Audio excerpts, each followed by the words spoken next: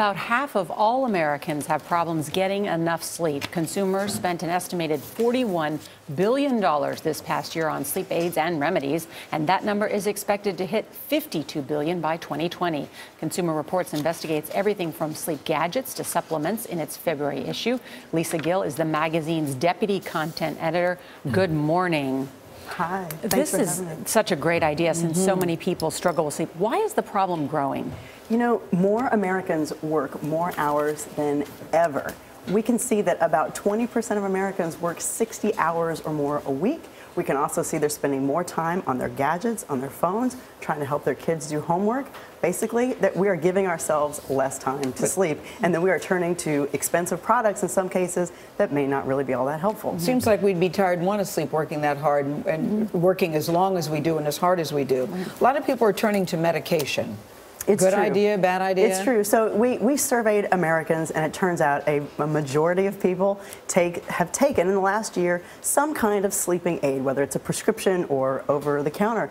And the thing is, we've done several set of analyses that show that on average, about drugs like Ambien and Lunesta, they only are effective maybe you get about 8 to 20 extra minutes of sleep. Really? Now, for some people, if you've had insomnia, if you've had insomnia for a long time, that 8 minutes might mean a lot to you. So we don't discount that, but it's just not as much as most people think.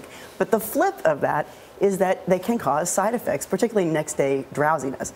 And our survey showed that a lot of people take these drugs without having the right amount of time to be able to sleep, which is about 7 hours. To let it digest. We reached out to Ambien and Balsamra, and they did not get back to us before this broadcast. What do their warning labels say? You know, it's very interesting. The FDA has halved the dosages for Ambien and Lunesta. They also, on one of the labels for Ambien controlled release and also for Balsamra 20 milligram, they suggest that you don't drive within 24 hours of taking the medication. That's how serious it is. Most people do not realize that. Yeah. And for most people who take a drug like this, you are twice as likely to get in a car accident. Wow. Let's talk about some of the gadgets that we showed earlier. Do they work? Right. So some of them and actually. What are they? Right. There's a whole bunch. So we looked at what is out there. The glasses that you're looking at right now. So the theory behind these is that they block blue light that's emitted from your phone or your tablets or your computers that people use. If you didn't use one of these glasses, we would tell you. Charlie's has more color. That seems like that would be more effective it does. than what Nora and I have. So the theory is that by blocking this blue light, it's going to block. It'll help with the melatonin, which is a hormone that helps regulate your sleep. By blocking the blue light, your melatonin will work correctly. I would start with the fact that you ought to sleep in a perfectly dark room. Right. Yeah. You know, and there's no noise. Right.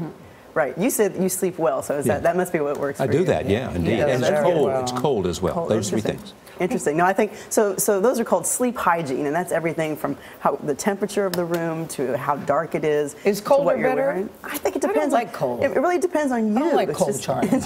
And what about the white? Spend the night at your house. What about white noise? So white noise machines, and even the white noise apps, which you can get for free, which actually work quite well. Some of the machines we tested are like $50 or $60. The white noise apps sound just like the machines, more or less, and they can be very good too. So if you like white noise, they can be a very good option. And quickly, what lifestyle changes can you make that will improve your sleep? You're not going to believe this. Nobody wants to hear it. The same thing.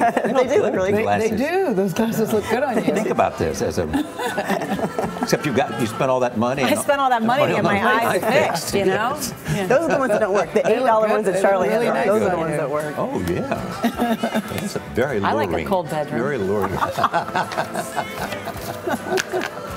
You two realize you're not alone.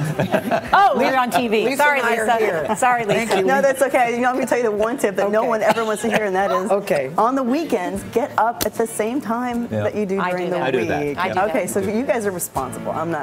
I sleep in way too late. Boo, yes, on that one, but I do it too. Guess among the three of us, guess who sleeps the least? Oh, I can't. I was just going to say probably good. Yeah, it is me. I kind of need earlier. I need help, Lisa. Thank you. Thank you so much. You can go to CBSThisMorning.com to check out some of the Consumer Report's top-rated mattresses. Seems like that's a good idea, too. Have a good old mattress.